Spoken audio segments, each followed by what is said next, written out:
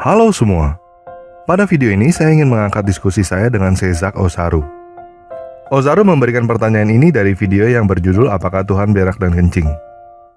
Jadi teman-teman yang belum nonton video Apakah Tuhan Berak dan Kencing, silakan cari videonya di channel ini dan nonton video itu juga ya. Selain itu, kalau ada teman-teman yang mau bertanya kok Tuhan bisa mati, saya juga sudah memberikan jawabannya pada video dengan judul Kok Tuhan Bisa Mati. Jadi teman-teman gak usah tanya berulang-ulang pertanyaan yang sama, silakan nonton videonya di channel ini juga. Oke? Nah, karena pertanyaan Ozaru adalah salah satu pertanyaan yang paling banyak dipertanyakan oleh teman-teman yang lain juga, jadi saya angkat diskusi ini supaya kita semua bisa paham. Oke? Kita mulai ya.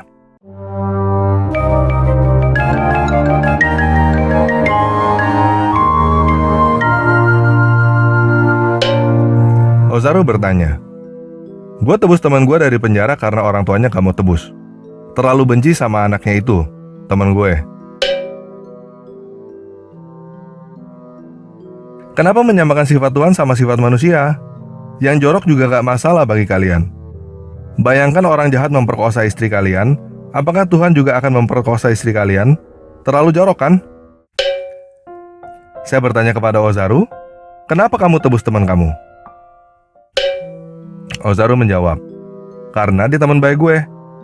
Jahat macam manapun, gue tahu sisi baiknya. Bukan seperti orang tuanya yang terus membenci dan membuangnya dari keluarga itu sendiri. Kita seharusnya membenci perbuatan terkutuk, bukan membenci orang itu. Betul kan?" Saya menjawab, "Betul sekali. Ini yang Yesus katakan di dalam Yohanes 15 ayat 13. Tidak ada kasih yang lebih besar daripada kasih seorang yang memberikan nyawanya untuk sahabat-sahabatnya." Kamu pasti mengasihi temanmu itu. Mungkin lebih daripada orang tuanya. Begitu juga Tuhan mengasihi kamu, sampai mau kasih nyawanya untuk kamu.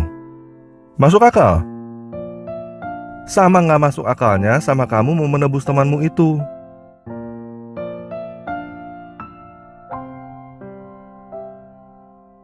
Tapi itu yang namanya kenyataan. Alkitab mencatat, dari awal Tuhan menciptakan manusia dengan membentuknya dari debu tanah lalu menghembuskan nafasnya.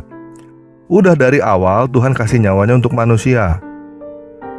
Tuhan udah mati dan bangkit bagi kamu 2000 tahun yang lalu, menebus kamu dari kematian, supaya kalau kamu percaya kepadanya kamu juga akan bangkit dari kematian. Ozaru bertanya lagi, "Tetapi kenapa kamu samakan orang tua sama Yesus? Sedangkan orang tua itu gak bisa tebus anaknya sendiri karena benci, bukan seperti Yesus Maha Mengasihi. Apakah dengan cara gua tebus teman gua sama seperti Yesus? Yesus bisa aja disamakan dengan kawan, pakcik, makcik, saudara, dan bukan aja untuk orang tua, begitu?" Saya menjawab, dari pertama Tuhan menciptakan manusia seperti dia. Untuk menjelaskan ini, coba kamu selfie. Apakah kamu seperti foto kamu yang di selfie itu?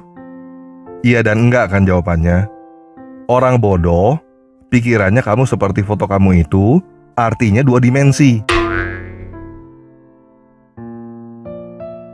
Tapi apakah artinya kamu enggak seperti foto kamu? Enggak kan? Mengenai orang tua, Alkitab mencatat bahwa Tuhan yang membentuk manusia seperti dia. Kasih nafasnya juga. Itu sebabnya dia seperti orang tua juga. Gak semua orang tua seperti orang tua temanmu itu kan? Gak semua orang tua gak mau nebus anaknya kan? Saudara saya menebus anaknya dari penjara, berulang-ulang sampai bangkrut, jual semua hartanya. Dan orang tua yang mengasihi anaknya, bukan berarti gak boleh marah kepada anak-anaknya. Nanti kalau kamu punya anak baru ngerti. Nah, balik ke topik. Kita ini adalah foto-fotonya Tuhan yang rusak karena kesalahan kita sendiri. Yesus turun sebagai manusia untuk memberikan teladan bagaimana foto Tuhan yang seharusnya.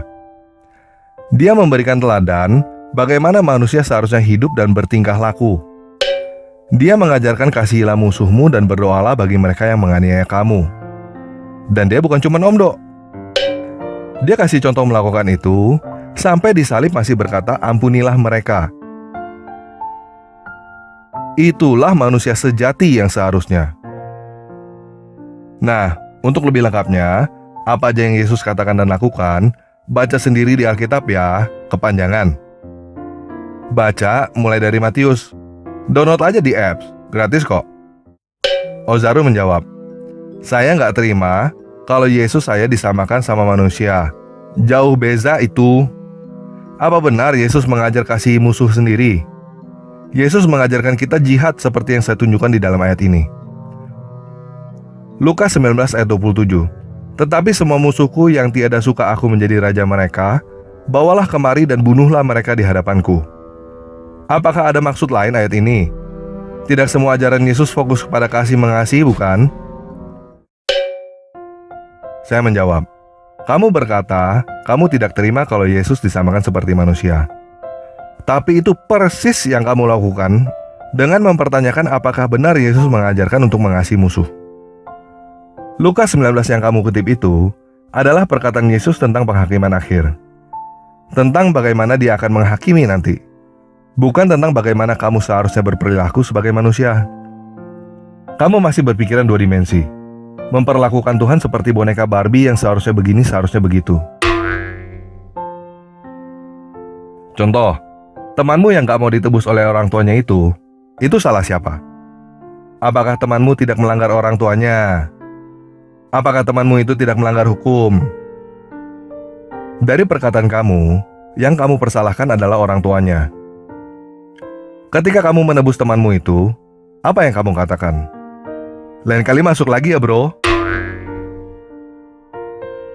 Atau kamu bilang lain kali jangan lagi. Baca Lukasnya yang komplit ya. Nah, saya nggak akan membacakan Lukas 19 ayat 11-27 pada video ini karena kepanjangan. Jadi teman-teman silakan baca sendiri ya. Intinya, kalau kamu baca Lukas 19 ayat 11-27, kamu akan ngerti sendiri bahwa Yesus sedang memberitahukan tentang penghakiman akhir nanti. Ozaru menjawab, aku tidak memperlakukan Tuhan seperti boneka. Dan aku tidak pula menyalahkan orang tua dalam perbincangan ini. Aku cuma gak setuju dengan pernyataan kalau Tuhan harus disamakan dengan ciptaannya. Kalau Tuhan disamakan dengan ciptaannya seperti manusia, banyak lagi ciptaan Tuhan seperti tumbuhan dan hewan. Apakah kamu ingin menyamakan Tuhan dengan hewan? Bagaimana dengan manusia yang hidup sebelum turunnya Yesus? Apakah adil bagi mereka yang hidup sebelum turunnya Yesus karena mereka belum mendapatkan kasih dari Yesus? Sedangkan mereka juga tidak mengenali Yesus. Tuhan kita maha adil. Saya menjawab.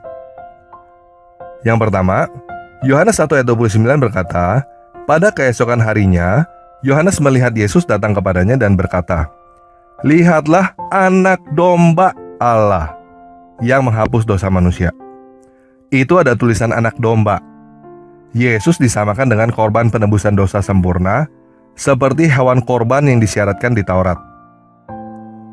Yang kedua, saya termasuk orang yang gak sepaham harus agama tertentu untuk masuk surga. Nanti gak bakal ada pemeriksaan KTP kok. Saya juga gak sepaham dengan pemikiran nanti bakal ditanya, nabimu siapa?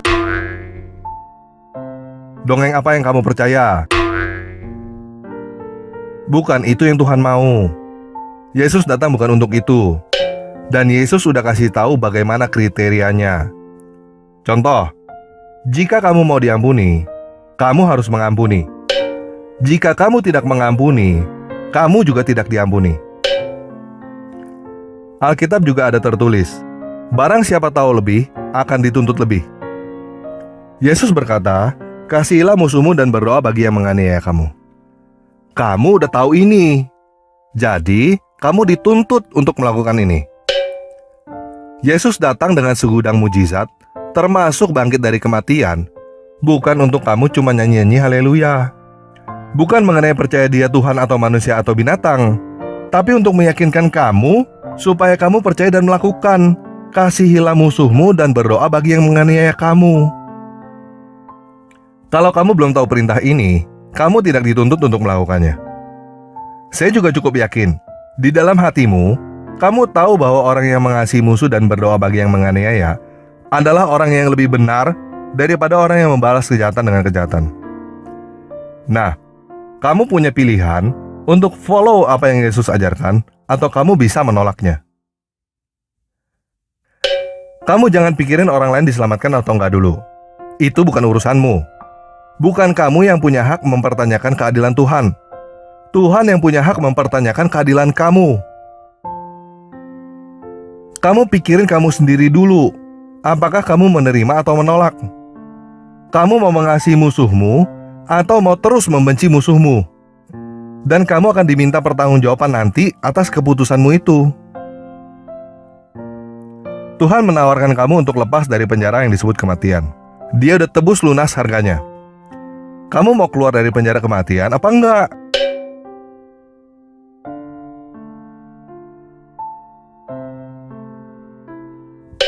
Sama seperti kamu menebus teman kamu yang keluar dari penjara itu.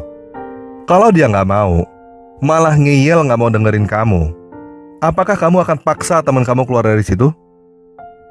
Atau kamu akan biarin aja? Nggak mau ditebus ya sudah. Dan apakah ada hak napi lain untuk mengatai kamu bahwa kamu nggak adil? Apakah napi lain ada hak untuk melarang kamu untuk menebus teman kamu karena kamu nggak nebus semua orang yang di penjara?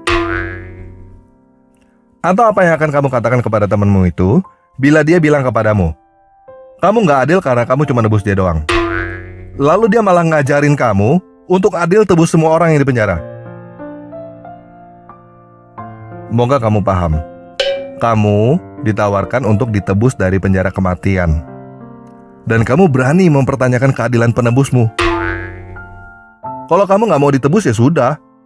Nanti kamu jangan tanya kenapa kamu tidak diampuni. Karena kamu yang nggak mau diampuni.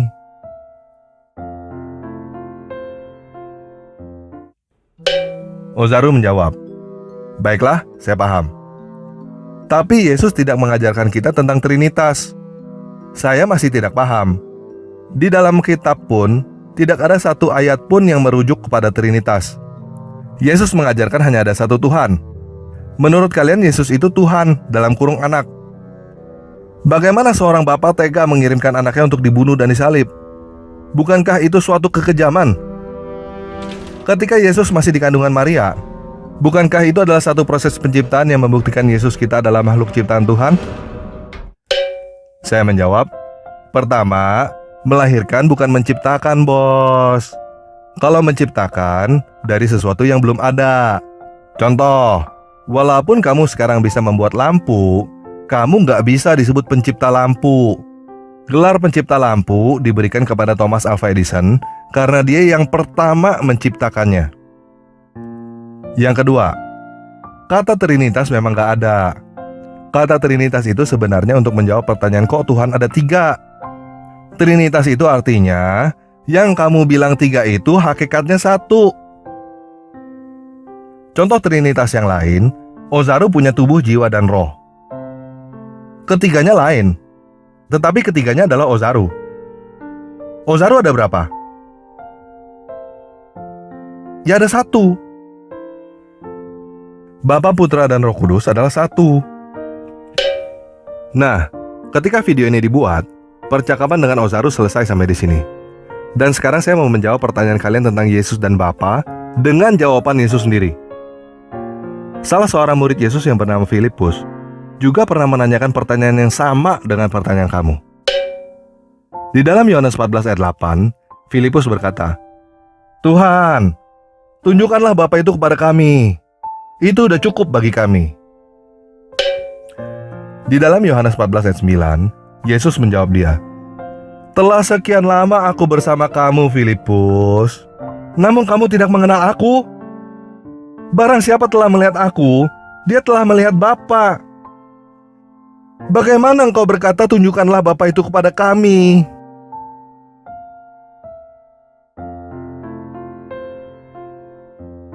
Oke, sekian video kali ini. Yesus Kristus penguasa saya memberkati kita semua.